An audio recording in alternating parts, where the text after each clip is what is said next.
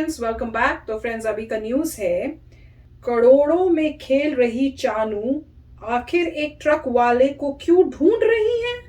अरे बाप रे, चलो देखते हैं। मेरे ख्याल से हो सकता है कि ट्रक वाले ने कभी किसी वे से कुछ हेल्प की होगी या क्या बात होगी, उस वजह से ढूंढ रही होंगी। मैं तो यही सोच रही हूँ, पर मिस्ट्री है, ये तो वीडियो देख के पता चलेगा। तो वीडियो शुरू करते हैं। पर वीडियो शुरू करने से पहले अगर आप चैनल पर नए हो और आपने अभी तक सब्सक्राइब नहीं किया तो जल्दी से पहले सब्सक्राइब के बटन बेल आइकन को क्लिक कर लो, ताकि आपको हमारे सारे न्यू वीडियोस की नोटिफिकेशन मिल जाए जैसे हम अपलोड करें।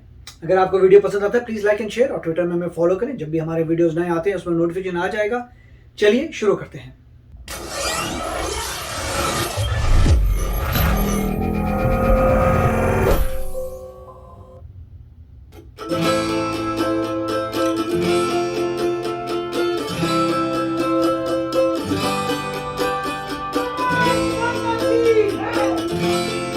ये तो छोटी सी है। नमस्कार। भारत की मशहूर वेटलिफ्टर मीराबाई चानू जब से ओलंपिक से मेडल जीतकर लाई हैं, उनकी लोकप्रियता ने पूरे हिंदुस्तान में गदर मचा दिया है। गुड। जहां देखो वहां सिर्फ चानू की ही बातें हो रही हैं। Very good. जमीन पर बैठकर खाना खाने वाली इस चानू के पीछे आज सैकड़ों गाड़ियों का काफिला चल रहा है। करोड़ों की बारिश हो रही है। खुद सरकार उन्हें सरकारी नौकरी देने के साथ साथ इनाम दे रही है। रेलवे 2 करोड़ के इनाम का पहले ही ऐलान कर चुका है। इन सब के बावजूद स्टार चानू को बालू ले जाने वाले एक ट्रक ड्राइवर की तलाश है। कहाँ ले जाने वाले? बालू।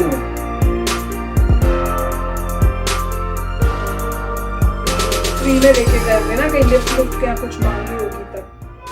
माता की जय, भारत माता की जय, वंदे वंदे। Very nice. माता की जय। क्यों चौंक गए ना? जी हाँ, ये बिल्कुल सच है। वो कहते हैं ना, बुलंदी की हर कहानी के पीछे कोई ना कोई कहानी जुड़ी होती है। कुछ ऐसी ही कहानी मीराबाई चानू की सफलता के पीछे भी है। ये बात उस दौर की है जब मीराबाई चानू अपनी ट्रेनिंग के लिए मणिपुर की राजधानी इम्फाल जाया करती थी। चानू का परिवार मुफलिसी में जीवन गुजार रहा था। उनके पास इतने पैसे नहीं थे कि ट्रेनिंग के लिए खतरा उठा सके, और ट्रेनिंग सेंटर वैसे भी चानू के घर से करीब 30 किलोमीटर दूर था। यहाँ तक पहुंचने के लिए उनको 10-20 रुपए ही दिए जाते थे, लेकिन ये कम थे। इसलिए चानू ने एक तरकीब सोची जिसमें डर तो था, लेकिन चानू शायद अब तक समझ चुकी थी कि डर के आगे जीत है। इसीलिए उन्होंने थोड़े डर और संकोच के साथ घर के पास से गुजरने वाले ट्रक ड्राइवरों से लिफ्ट मांगी, और ट्रक ड्राइवरों ने भी उन्हें लिफ्ट देने से इनकार नहीं किया। शायद वो भी ये बात जानते थे कि एक दिन ये वेटलिफ्टर देश का नाम रोशन करेगी। इसीलिए मीराबाई चानू अपने घर से ट्रेनिंग सेंटर तक की दूरी रोज बालू ले जाने वाले ट्रक से ही करने लगी, जिससे कुछ दिनों बाद ट्रक ड्राइवर भी उनको पहचानने लगे। तो वो दूर से ही हॉर्न दे दिया करते थे, ताकि जब तक वो यहाँ तक पहुंचे तब तक चानू तैयार हो जाए। ट्रक ड्राइवर मीराबाई चानू से किराया नहीं लेते थे। जो पैसे उनको किराए के लिए मिलते थे, चानू उसी पैसे से अपनी ट्रेनिंग के दौरान कुछ खाने का सामान खरीद लेती। आज बुलंदियों पर पहुंचने के बावजूद मीराबाई चानू मुश्किल समय में मदद करने वाले इन ट्रक ड्राइवरों को भूली नहीं है। टोक्यो ओलंपिक से मेडल जीतकर लौटी मीराबाई चानू उन ट्रक ड्राइवरों को ढूंढ रही है जिससे उनकी कुछ मदद कर सके। इस बारे में चानू ने कहा, मैं उन ट्रक ड्राइवरों से मिलकर उनका आशीर्वाद लेना चाहती हूँ जिन्होंने मुझे घर से ट्रेनिंग सेंटर तक आने जाने के लिए नियमित रूप से लिफ्ट दी थी। उन्होंने ट्रेनिंग के कठिन दौर में मेरी मदद की थी।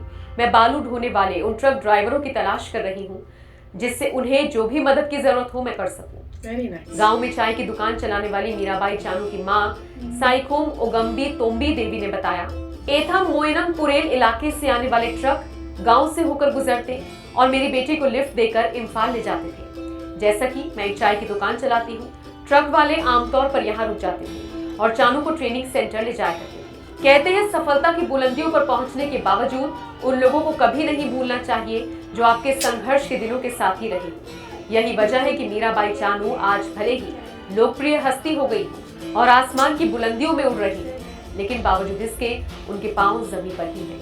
वो नहीं भूली उन ट्रक वालों को जो रोज उन्हें ट्रेनिंग सेंटर तक पहुंचा रहे थे। आज जब मणिपुर सरकार ने उन्हें 1 करोड़ रुपए और पुलिस की नौकरी दी, रेलवे ने 2 करोड़ रुपए की मदद की, इसके अलावा और कई इनाम उन्हें मिल रहे हैं, तो मीराबाई चानू भी इस काबिल हो गई है कि वो बालू ढोने वाले ट्रक ड्राइवर्स की मदद कर सके। इसीलिए वो मदद करने वाले ट्रक ड्राइवरों की तलाश कर रही है। एक चाय बेचने वाली माँ की बेटी 26 साल की मीराबाई चानू जिस तरह से आज भी जमीन से जुड़ी हुई है, उनकी इस सादगी पर आपका क्या कहना है? अपनी राय हमें कमेंट कर जरूर बताएं।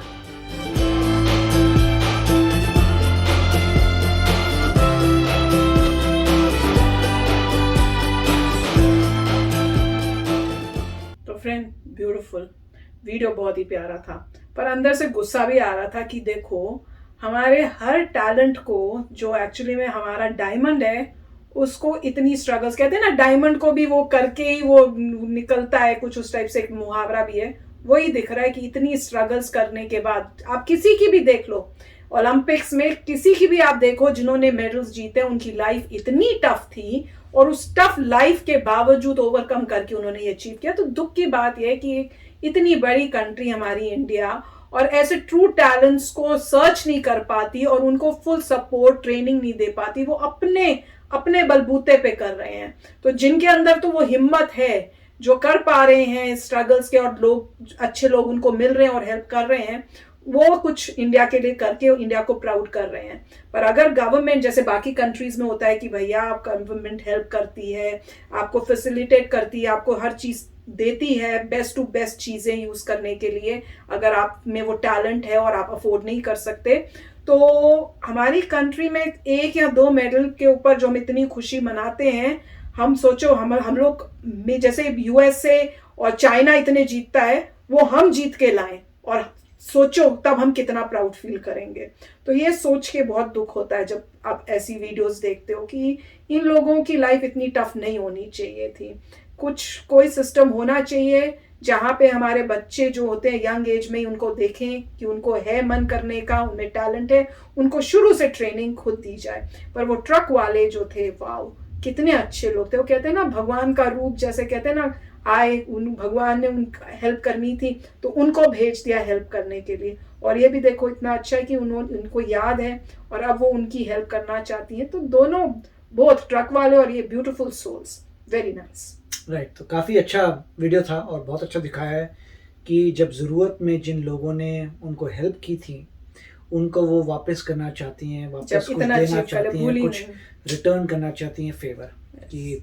और ये ऑफकोर्स जैसे कह रहे हैं 48 kg की कैटेगरी में थी, तो उनका वेट 48 kg से ज़्यादा नहीं है और छोटी है हाइट में, दिख रहा है। तो उसी में गोल्ड मेडल दिया है कि 48 kg हैं और वो उठा रही हैं अपने से दुगने से भी ज़्यादा वेट।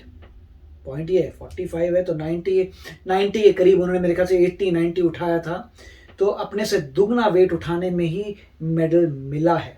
तो ये ग्रेट बात है और वो याद कर रही हैं उस समय जब उन लोगों ने हेल्प की थी, तो बहुत ही अच्छी बात है। और मगर इसमें ये भी एक अच्छी बात थी कि एटलीस्ट इम्फाल में ट्रेनिंग तो मिल रही है।